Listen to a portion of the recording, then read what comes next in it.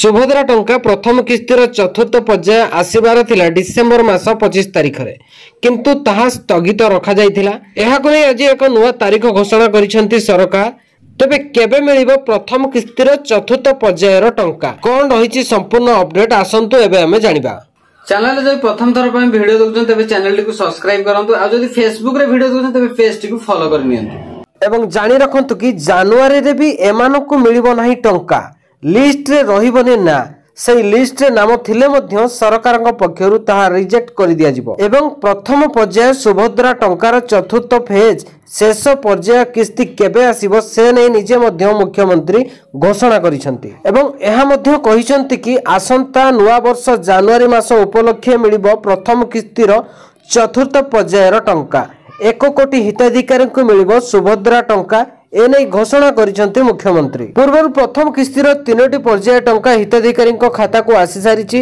आ जनवरी मासरे आसीबो चतुर्थ पर्यायर सुभद्रा टंका जहाँकि चतुर्थ पर्यायर टंका योग्य हिताधिकारी खाता को जीवो। सही परि मार्च मासरे एका बेले के 1 कोटी हिताधिकारी को मिलिबो सुभद्रा योजनार द्वितीय किस्तीर प्रथम पर्यायर टंका।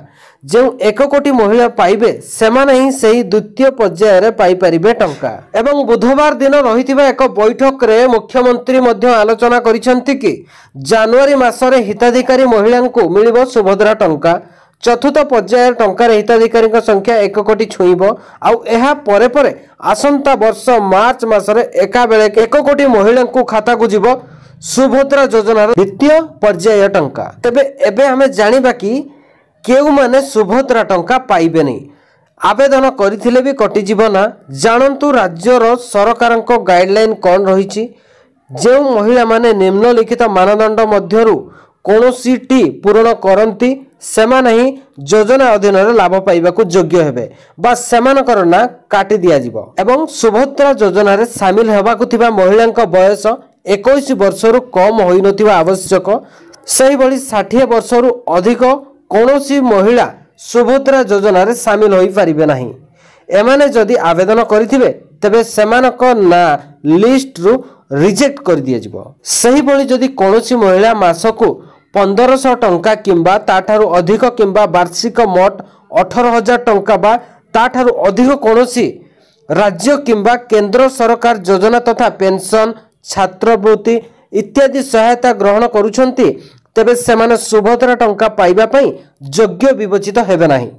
एवं जड़े महिला निजे किंबा तांको निजर परिवार सदस्य जदि वर्तमान किंबा पूर्वतन सांसद किंबा विधानसभा सदस्य होइथिबे सेमाने सुभद्रा योजना रे मध्य शामिल होई परिबे नाही। सेहि भली आयकर देउथिले एई योजना रे शामिल होई परिबे नाही।